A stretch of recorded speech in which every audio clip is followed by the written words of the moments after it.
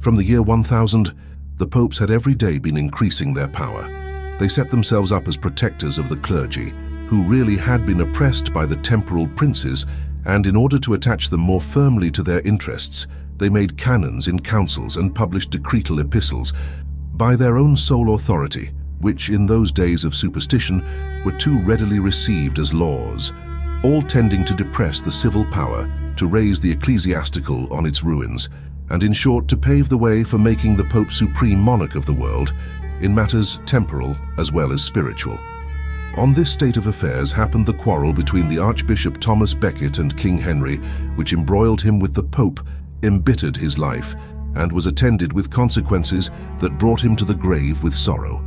At this time there were two popes, Victor, confirmed by the Holy Roman Emperor, and Alexander, the most enterprising pope the world had yet seen, supported by the King of France. Had Henry followed the example of William and acknowledged neither, he might have kept both in awe and vindicated the rights of his crown with success. But he was prevailed upon by Louis of France to recognize Alexander. The anti-pope's extreme partiality and severity can be ascribed to the influence of his protector, as well as to his zeal for ecclesiastical immunities. These immunities had grown to an excessive height, and under the pretense that no man should be twice punished for one offense, the bishops took care to inflict penance on ecclesiastical offenders and then refused to suffer them to be tried by the laws of the land, so that the most profligate ruffians crowded into the lower order and committed with impunity what murders, rapes, and robberies they thought fit.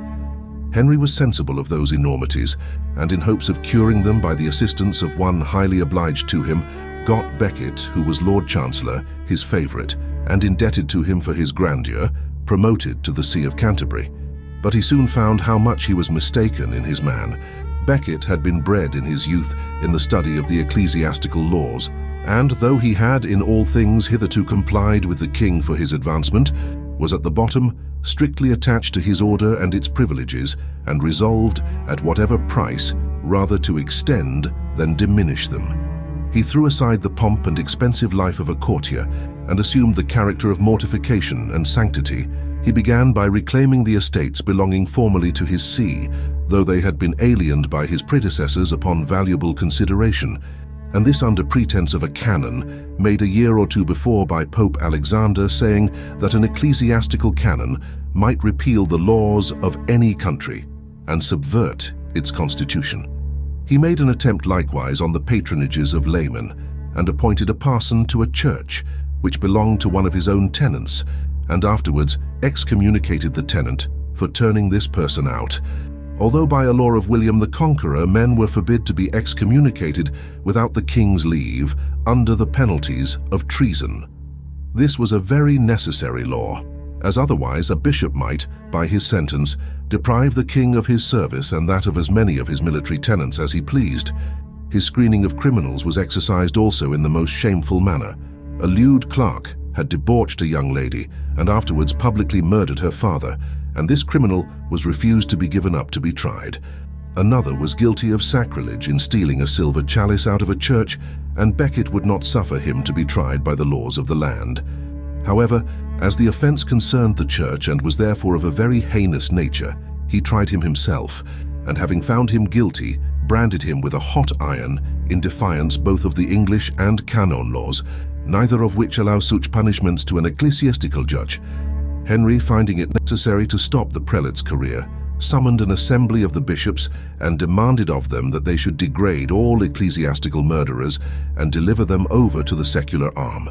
At first the majority seemed to think this a reasonable proposal, as they must in the first place find them guilty before they were to be given up. But Becket brought them over by representing that by the canon law they were not to be concerned in matters of blood, and that their delivering over any criminal to capital punishment would be infringing thereof. They therefore refused the king. He then demanded whether they would observe the laws and customs of the kingdom. Their answer was, in all things that did not interfere with the rights of their order.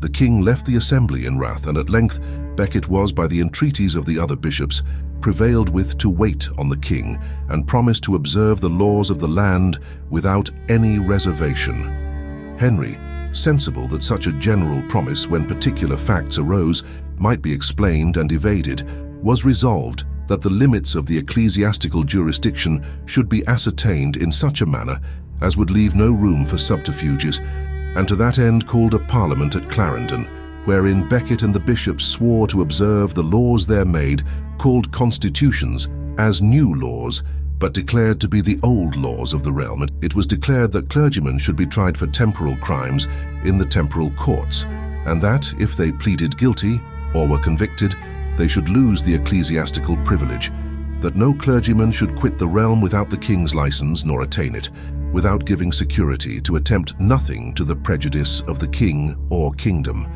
that no officer of the crown should be excommunicated without the king's license, that appeals in ecclesiastical causes should be made from the archbishop to the king. It was in truth declaring the king supreme head of the church as to jurisdiction. Next, that no bishop should be elected without the king's consent, nor, when elected, be consecrated till they had first done homage and fealty. And lastly, that the spiritual and temporal courts should mutually aid each other in carrying their sentences into execution. Becket did not wait for the Pope's condemnation of the laws, but instantly showed he was resolved to disobey by enjoining himself penance and abstaining from officiating till he could obtain the Pope's absolution.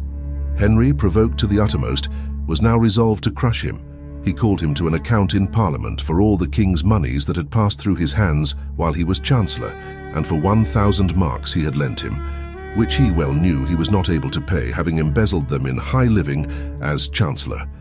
The Archbishop resolved to stand out to extremity. He offered a most wonderful plea that his being made Archbishop of Canterbury had discharged him of all former accounts and debts, and appealed, even in this purely civil cause, to the Pope. Becket then departed in contempt of the court and went over to France, where he was kindly received by that king, and the Pope avowed and encouraged him in all the extravagances he had advanced, received his appeal, and annulled all sentences against him. However, as the schism was not yet ended, he kept him in for some time from proceeding to extremities, but as soon as the danger was over, the Pope suffered him to thunder out his excommunications against all the ministers of the king. The king himself indeed was spared, and the kingdom was not laid under an interdict, a circumstance then much apprehended. The king was uneasy at the apprehensions of personal excommunication and of an interdict's issuing, as he observed the censures already passed had but too much influence on the weakness of many of his subjects. He therefore, to ward the blow, had recourse to negotiation. The Pope feared from the popularity of Henry's and the unpopularity of Becket's conduct that his ecclesiastical thunders might be slighted in England. He contrived, however, to embroil Henry with the King of France and other powers on the continent. Matters continued on this footing for some years, in the course of which the moderation of the king and the insolence of the archbishop were equally remarkable, till at length the king, finding the Pope had trod down all opposition and that his own interest was on the decline, was obliged to submit, for he was reconciled to Becket, engaged to restore his and his adherents' effects, and to suffer him to return to England, which he did with the additional quality of legate of the Pope, and no mention was made of either side of the subject of the dispute. But Becket was resolved to show the world he had conquered. He began the exercise of his legate power by suspending and degrading the clergy and excommunicating the laity that adhered to the laws of the kingdom. He excommunicated 2 of the king's tenants for cutting off the tail of his mule. So sacred was the beast become. Soon after, he was murdered at the high altar in consequence of a rash speech of the king's in a barbarous manner, as all, anyway acquainted with the history of England, must know. And now was Henry completely at the Pope's mercy. For Becket, dead, served the See of Rome more effectually than he ever could have done living. The bloodiness of the fact, the sacredness of the place where it was committed, and the resolution with which he died filled not only all England but all Europe with religious horror. Miracles in abundance he immediately wrought, and he who by many was looked upon as a traitor was now universally esteemed a saint and a martyr, and so he was to the interest of the See of Rome. In these circumstances, Henry was obliged to submit to be judged by the Pope's legates, who at length absolved him on his swearing that he had not willingly occasioned the murder, and that he felt great grief and vexation on account of it, in which no doubt he was sincere, but before he could obtain it, he was obliged to promise to be faithful to Alexander and his successors, and not to enforce the observance of evil customs introduced since his accession to the throne.